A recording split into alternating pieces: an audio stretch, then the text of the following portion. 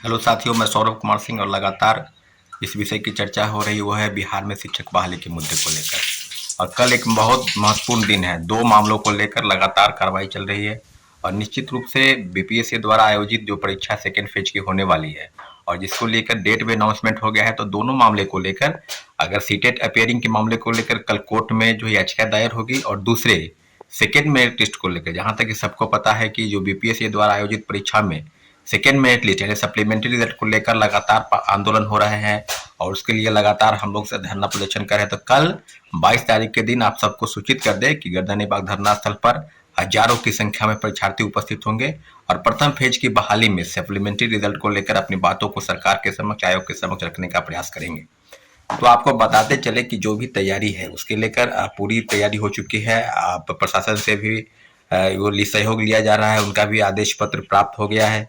तो आपको हम बताते चले कि सेकेंड मेरिट लिस्ट में जो है कितने कैंडिडेट, कई मामलों को लेकर आपको बताते हैं कि लगभग 10,000 लोग ज्वाइन नहीं किए और नियोजित शिक्षकों की संख्या 28,000 प्लस है। तो लगातार राज्य सरकार ये भी कह रही है कि हम राजकर्मी का दर्जा भी देंगे उनको, और दूसरी तरफ उनके लिए परीक्षा भी आयोजित हो रही है। तो सीधे सीधे बात है कि इस बार यानी इस मंगलवार को आज जो कैबिनेट की बैठक होनी है, हो सके आज कैबिनेट बैठक में जो राजकर्मी का दर्जा देने की बात है उसको लेकर कैबिनेट से मंजूरी मिल जाएगी तो रास्ता साफ हो जाएगा। परंतु नियोजित शिक्षक भी बीपीएससी सेकेंड फेज की बहाली का फॉर्म भर रहे हैं।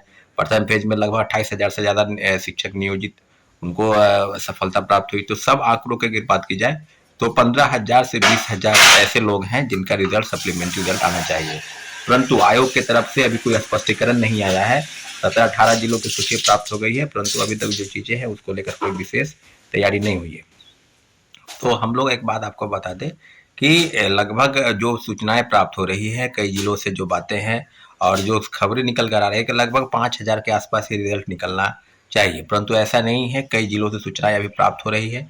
जिला शिक्षा पदाधिकारी और डीपीओ के स्तर से जो सूची है वो शिक्षा विभाग और बीपीएससी से मांगी जा रही है और सारी चीज़ों पर हम आपको बता दें कि जो चीज़ें होंगी उसमें 15,000 से 20,000 रिजल्ट, चाहे पीजीटी हो, चाहे टीजीटी हो, चाहे टीआरई हो, सब जगह पर तीनों फेज में 1 to 5 से लेकर और 9, 10, 11, 12 सब में सीटें खाली है। तो सीटें को बचाने का कहीं कोई औचित्य नहीं है।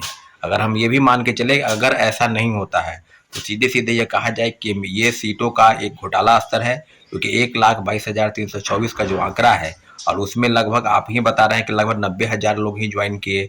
कई हजार लोग जो है फर्जी प्रमाण पत्र के आधार पर जो है वो डिग्री नियुक्ति पत्र पा लिए, उनको भी, उन पर भी कार्रवाई की सुई लटक रही है, उन पर भी कार्रवाई चल रही है। और जिलों से लगभग कोई ऐसा जिला नहीं है जहां से फर्जी प्रमाण पत्र के आधार पर नियुक्ति पत्र प्राप्त नहीं कर लिए हो। तो सीधे सीधे कहा जाए तो घोर लापरवाही है, चाहे शिक्षा विभाग का हो चाहे बीपीएससी का हो, किस स्तर पर क्या हुआ है। परंतु इतना जरूर है कि आने वाले समय में जिस तरह की विद्यार्थियों के मन में जो आशंका है और उनकी एक उम्मीद है कि बीपीएससी कम से कम 20,000 सप्लीमेंट्री रिजल्ट निकालेगी, परंतु इन सब चीज़ों को लेकर कहीं से अभी तक कोई क्लियर मैसेज नहीं आया है। तो आपको हम बता दें कि बीपीएससी द्वारा आयोजित ये जो सेकेंड फेज की बहाली है उसमें भी लगभग 1,20,000 पदों की बात की जा रही है।